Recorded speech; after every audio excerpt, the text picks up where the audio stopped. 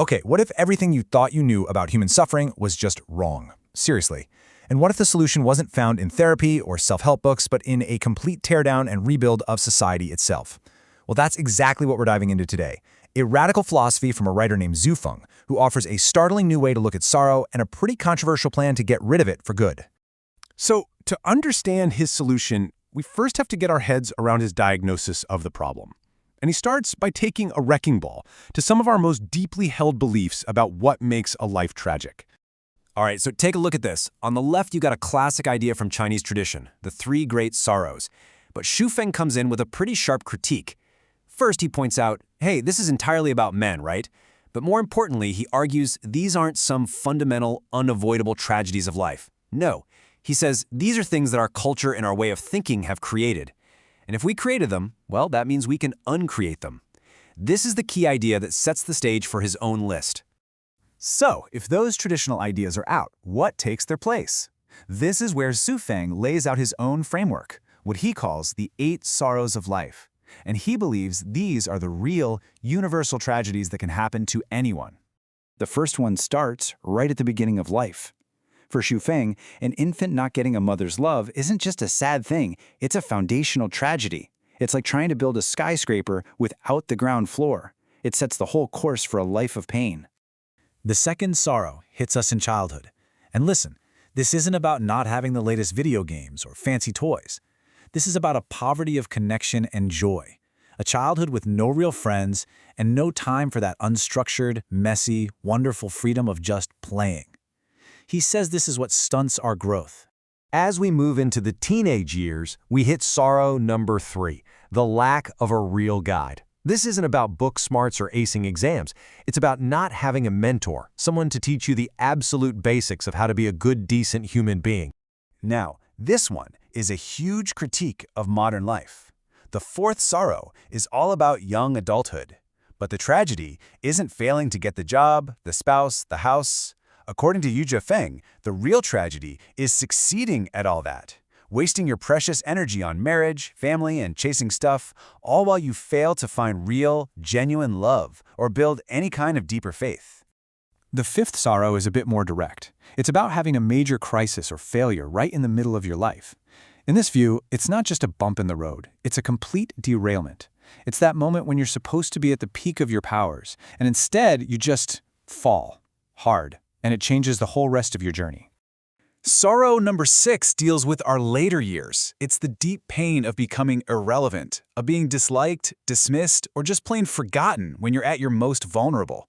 He basically calls it a social death that happens long before your physical one. Okay, the 7th one is really interesting.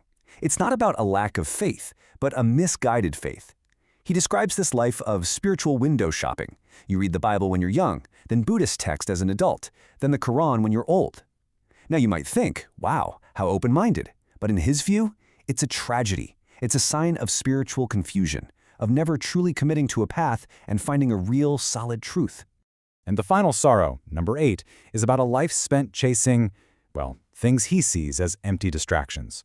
Delving into really obscure arts, trying to get supernatural powers, getting lost in metaphysics. Basically, it's a life of wasted time and talent chasing intellectual ghosts instead of focusing on what really matters. So what happens when these sorrows start piling up? Well, they're not just separate events. As you can see here, they compound. They build on each other. Experience just one of these, and your life is marked by regret. 2 brings on resentment. 3 leads to genuine pain. And you can just follow it down the list. The soul just corrodes, moving from failure to chaos to hatred, until a life that's hit by all 8 is, in his words, basically a living hell. So, okay, we've seen the symptoms, right? The 8 sorrows. But what's the actual disease? Where does all of this pain really come from? This is where he traces everything back to one single, fundamental source. And just so we're all on the same page, when he talks about suffering or dongku, he's talking about the whole spectrum of bad feelings, everything from just being uncomfortable all the way to total despair. He breaks this suffering down into 3 types. You've got physical suffering, which, yeah, it's terrible, but it can often be cured or at least endured. Then there's suffering of the soul, which he says can be overcome with faith. But it's this third category, spiritual suffering, that he says is the deepest, most stubborn problem of all. And here it is. This is the absolute core of his entire philosophy. The ultimate reason for our deepest, most painful suffering is simply not feeling free. According to him, every single one of those 8 sorrows we talked about grows from this one single root. The question is, what's taking away our freedom? Well, the list of culprits might surprise you. He splits them into 2 groups. The close sources are the people right next to us, our families, spouses, kids, even friends and colleagues. Then you have the distant sources, governments, political parties, religions, nations. Think about that. He's saying that the very institutions and relationships that are supposed to give our lives structure and meaning are actually the bars of our cage. So if the problem is that deep, if it's literally woven into the fabric of our lives, what on earth is the solution? This is where his philosophy moves from diagnosis to a truly radical prescription. First, forget all the usual answers. Moral lessons, religious teachings, self-help books, he dismisses all of them as temporary anesthetics. They're like taking an aspirin for a massive injury. They might numb the pain for a little while, but they do absolutely nothing to cure the underlying disease. The only real cure, he says, requires major surgery on society itself. And here are the steps for that surgery. And brace yourself. Step 1, get rid of marriage and the traditional family. Step 2, ban political parties from running the government. Step 3, kick religious groups out of government affairs too. Step 4, open up all borders, let people move wherever they want.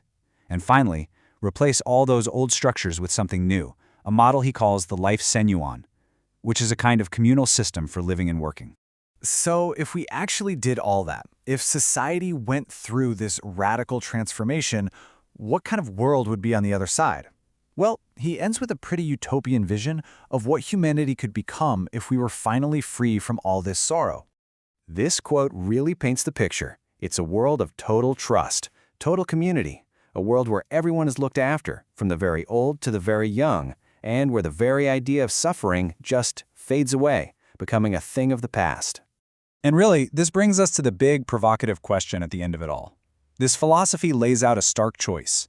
Our current world, with its familiar structures like family and nation, but also with all its built-in suffering, versus a totally different world that promises to end that pain, but at the cost of those very structures. So it leaves us to ask, what's the price of a perfect world? And would we be willing to pay it?